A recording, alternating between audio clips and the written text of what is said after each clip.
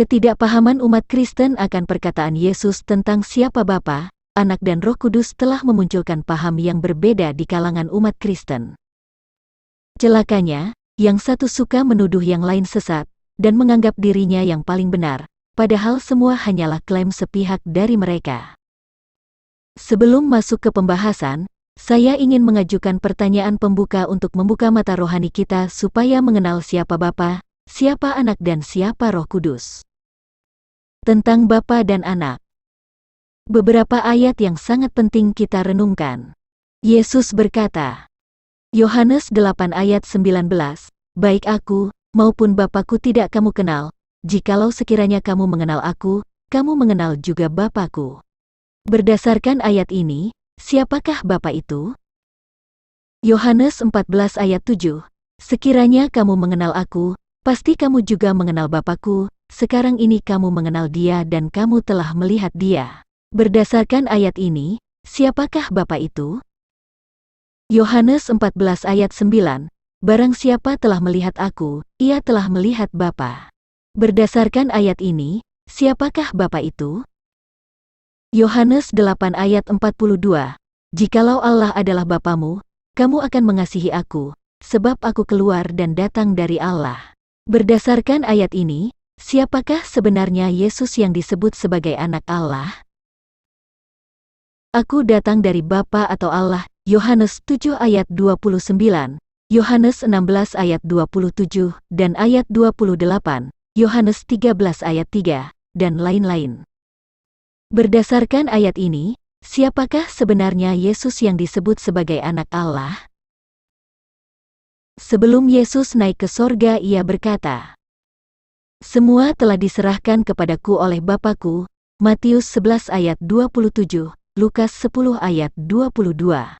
"Kepadaku telah diberikan segala kuasa di sorga dan di bumi," Matius 28 ayat 18. Pertanyaan: jika Bapa sendiri dan Anak sendiri, ketika segala kuasa dari Bapa telah diberikan kepada Anak, apakah dalam hal ini Bapa turun tahta atau pensiun? Atau, apakah ada dua Allah, yaitu Allah Bapa dan Allah Anak, yang berkuasa di bumi dan di sorga? Tentang Roh Kudus. Ketika Yesus akan mengutus seorang penolong yang lain, Roh kebenaran, yaitu Roh Kudus, ia berkata, Yohanes 14 ayat 18, "Aku tidak akan meninggalkan kamu sebagai yatim piatu, aku datang kembali kepadamu." Dengan demikian, siapakah Roh Kudus itu? Yohanes 14 ayat 28, "Kamu telah mendengar, bahwa aku telah berkata kepadamu, aku pergi, tetapi aku datang kembali kepadamu."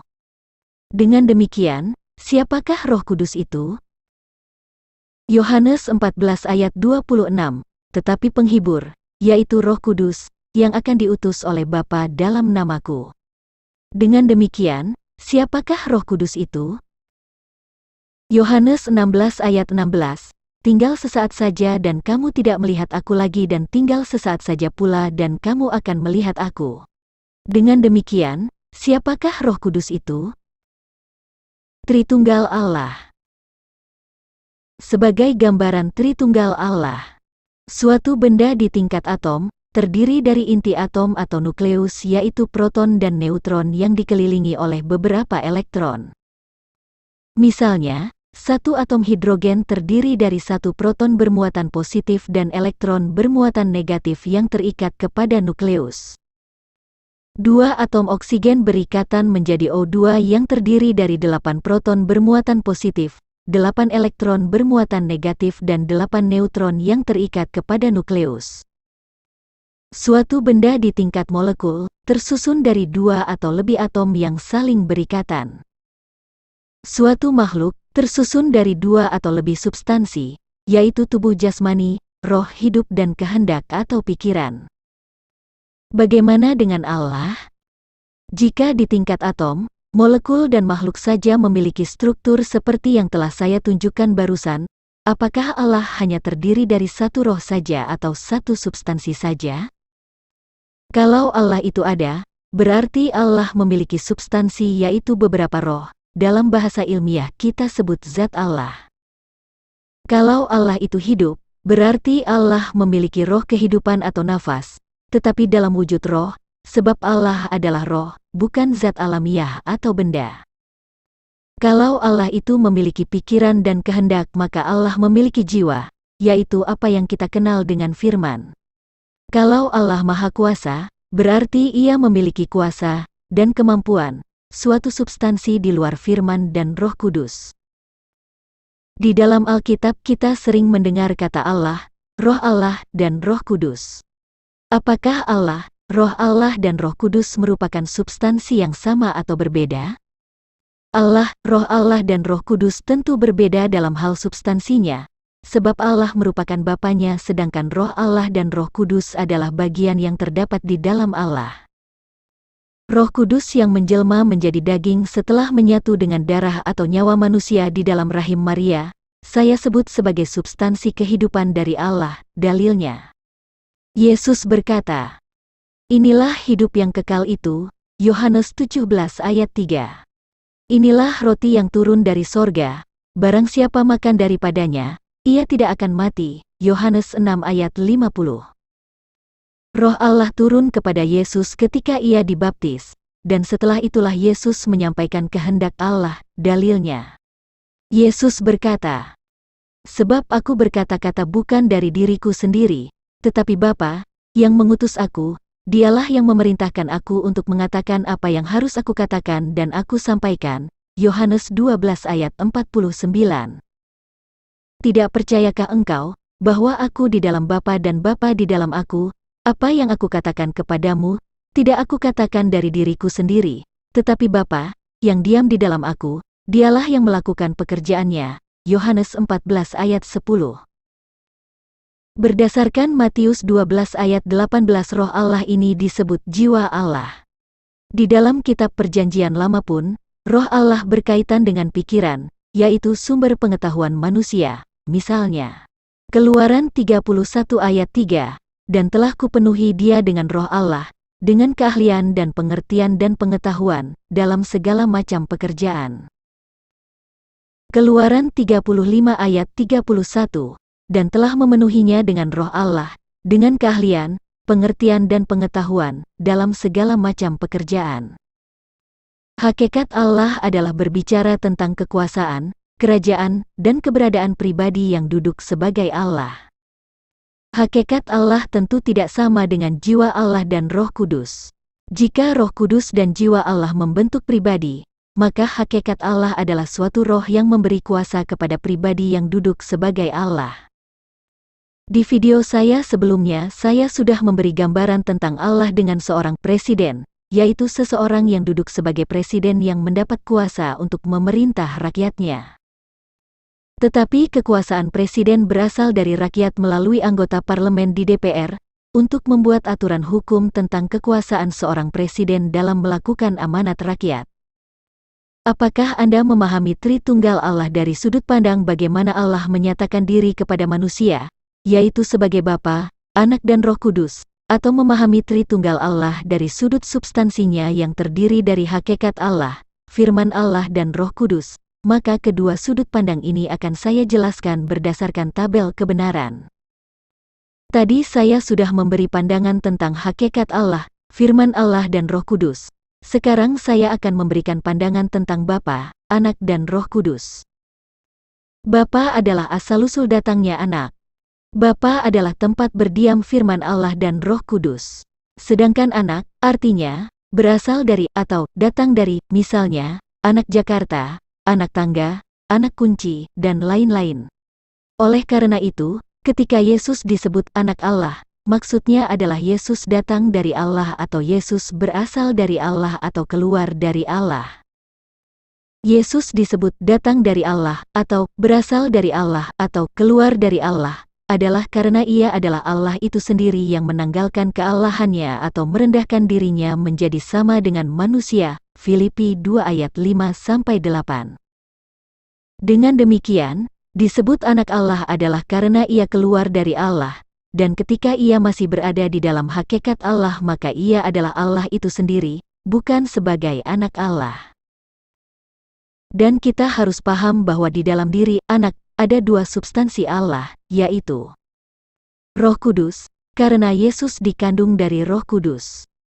Firman Allah, yaitu ketika Yesus dibaptis maka Roh Allah turun kepada Yesus dan sejak itulah Yesus memulai pekerjaan Allah dan memaklumkan hukum kepada bangsa-bangsa. Kedua substansi Allah di atas bersemayam di dalam tubuh manusia sehingga ia disebut datang sebagai manusia. Karena tubuh Yesus berasal dari Roh Kudus, maka ia disebut manusia yang berasal dari sorga. Dan tentu tubuhnya adalah tubuh sorgawi, bukan tubuh duniawi atau berasal dari tanah. Oleh karena itu, Yesus tidak pernah memiliki tubuh duniawi, dan tentu ketika Yesus bangkit dari kubur sudah pasti dengan tubuh sorgawi, bukan dengan tubuh yang dimuliakan, tetapi kembali ke tubuh kemuliaannya. Kemuliaan tubuh sorgawi lain daripada kemuliaan tubuh duniawi. Roh Allah adalah jiwa Allah sebagai sumber kehendak Allah. Roh ini keluar dari Yesus ketika ia berseru, Eli, Eli, lama sabachthani. Sedangkan hakikat Allah adalah suatu roh yang memberi kuasa kepada pribadi yang duduk sebagai Allah untuk melakukan kehendak Allah. Raja atau presiden dijalankan oleh seorang pribadi karena ia mendapat kuasa, dan kuasa itu biasanya karena pemberian atau karena diwariskan, dan kuasa itu tidak sama dengan pribadinya. Untuk mengerti siapa Bapa, Anak dan Roh Kudus, saya membuat tabel kebenaran seperti tabel berikut. Baris pertama dari tabel di atas adalah berbicara tentang substansi Allah, yang terdiri dari hakikatnya, firman-Nya dan Roh Kudus. Kolom pertama dari tabel adalah bagaimana cara Allah menyatakan dirinya kepada manusia, yaitu sebagai Bapa, Anak dan Roh Kudus. Kolom kedua dari tabel adalah substansi Allah yang menunjukkan keberadaannya sebagai Allah. Kolom ketiga dari tabel adalah Roh Allah sebagai firman, yaitu sumber pikiran dan kehendak Allah. Kolom keempat dari tabel adalah Roh Kudus, Roh kebenaran, yaitu nafas atau zatnya Allah yang menjadi sumber kehidupan manusia. Kolom kelima dari tabel adalah substansi manusia, yaitu nyawa manusia. Untuk Bapa, mungkin semua setuju jika saya sebut berada di dalam hakikat Allah yang memiliki firman dan Roh Kudus. Nah, untuk Anak masih terjadi perbedaan pendapat di antara umat Kristen. Umumnya umat Kristen hanya mengatakan jika Anak hanya sebagai firman Allah yang telah menjadi manusia dan lupa jika Anak berasal dari Roh Kudus yang menjelma menjadi daging. Selain berasal dari Roh Kudus dan ia sebagai firman Allah, ia juga telah menjadi manusia, sebab ia telah keluar dan datang dari Allah. Oleh karena itu, ketika Yesus keluar dari Allah, apakah ia datang masih sebagai Allah? Tentu tidak, sebab ia sudah menjadi manusia. Dan untuk Roh Kudus mungkin tidak ada persoalan dengan tabel kebenaran yang saya buat di atas. Pertanyaan: apakah firman yang ada pada Bapa berbeda dengan firman yang ada pada Anak? Tentu tidak, sebab itu adalah roh yang sama. Apakah Roh Kudus yang ada pada Bapa berbeda dengan Roh Kudus sebagai asal-usul Yesus, dan berbeda dengan Roh Kudus yang turun di masa Pentakosta? Tentu tidak, sebab itu adalah roh yang sama. Apakah ketika Yesus sebagai manusia tetapi ia juga sebagai Allah? Tentu tidak. Sebab ketika Yesus menjadi manusia, itu artinya ia keluar dari Allah, oleh karena itulah ia disebut Anak Allah. Jika firman Allah dan Roh Kudus yang ada pada Bapa sama dengan firman Allah dan Roh Kudus yang ada pada Yesus, apakah pribadi yang duduk sebagai Bapa berbeda dengan Yesus? Tentu tidak. Pribadi yang duduk sebagai Bapa adalah Dia yang berada di dalam kemuliaannya. Sedangkan yang kita kenal dengan nama Yesus adalah Dia yang berada dalam hakikat sebagai manusia. Jika Roh Allah atau firman Allah hanya ada satu dan Roh Kudus juga hanya ada satu, siapakah Yesus yang disebut sebagai Anak Allah? Proses pengutusan Anak dan Roh Kudus. Tentang Bapa. Bapa adalah hakikat Allah, sumber datangnya firman Allah dan Roh Kudus. Sehingga kolom kedua baris kedua kita beri tanda centang. Bapa adalah tempat bersemayam Roh Allah dan Roh Kudus, sehingga kolom ketiga dan kolom keempat kita beri tanda centang. Dan ini sesuai dengan Injil Yohanes 1 ayat 1 yang berkata, "Pada mulanya adalah Firman, Firman itu bersama-sama dengan Allah dan Firman itu adalah Allah." Untuk kolom kelima dikosongkan, sebab Bapa berbicara tentang hakikat Allah, dan Allah adalah roh, bukan manusia. Tentang anak. Anak artinya, datang dari atau berasal dari. Yesus disebut anak Allah adalah karena ia datang dari atau berasal dari Allah. Jika Yesus disebut datang dari atau berasal dari Allah, artinya ia keluar dari hakikatnya sebagai Allah. Analoginya, kalau Badu keluar dari rumah tentu ia tidak sedang di rumah, walaupun rumah itu adalah miliknya. Roh Kudus hanya ada satu dan firman Allah juga hanya ada satu. Ketika Yesus dikandung dari Roh Kudus, itu artinya Roh Kudus yang ada pada Bapa telah turun ke dunia menjadi manusia. Ketika Roh Kudus dikandung di dalam rahim dan menerima nyawa manusia, maka ia menjelma menjadi daging lalu dilahirkan sebagai manusia. Roh Allah yang menjadi sumber kehendak Allah turun kepada Yesus ketika ia dibaptis. Artinya, Roh Allah yang tadinya berada di dalam Bapa telah berada di dalam hakikat manusia. Dengan demikian, di dalam diri anak yang berasal dari Roh Kudus ada Roh Allah bersemayam untuk menyampaikan kehendak Allah. Dan ini sesuai dengan Injil Yohanes 1 ayat 14 yang berkata, "Firman itu telah menjadi manusia, dan diam di antara kita," dan seterusnya. Ketika Yesus menyerahkan nyawanya maka hakikatnya sebagai manusia telah berakhir, dan dia akan kembali ke asal-usulnya yaitu Roh Kudus di mana Roh Allah akan diam bersamanya. Setelah 40 hari dari sejak kebangkitannya, lalu Yesus naik ke sorga untuk kembali ke dalam kemuliaannya. Setelah Yesus berada di sorga kembali ke dalam kemuliaannya duduk di sebelah kanan Bapa, apakah Yesus masih sebagai anak Allah? Tentang Roh Kudus. Setelah Yesus naik ke sorga, kembali kepada Bapa, maka ia mengutus Roh Kudus kepada umatnya untuk menyertai dan mengajar mereka. Yesus telah mengatakan bahwa milik Bapa adalah miliknya. Meminta kepada Bapa dalam nama Yesus. Mengenal Yesus pasti kamu juga mengenal Bapa. Melihat Yesus berarti melihat Bapa. Oleh karena itu, siapakah Yesus itu? Apakah Anda masih menolak jika Bapa adalah Yesus itu sendiri yang telah turun ke dunia dan kemudian kembali ke dalam kemuliaannya sebagai Bapa? Apakah Anda masih menolak jika Roh Kudus adalah Yesus sendiri yang telah naik ke dalam kemuliaannya dan datang kembali kepada umatnya untuk menyertai mereka hingga akhir zaman?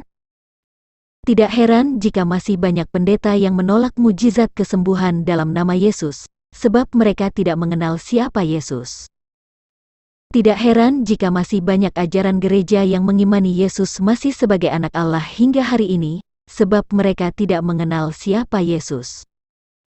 Mudah-mudahan setelah Anda mendengar penjelasan saya melalui video ini maka Anda akan paham siapa Yesus.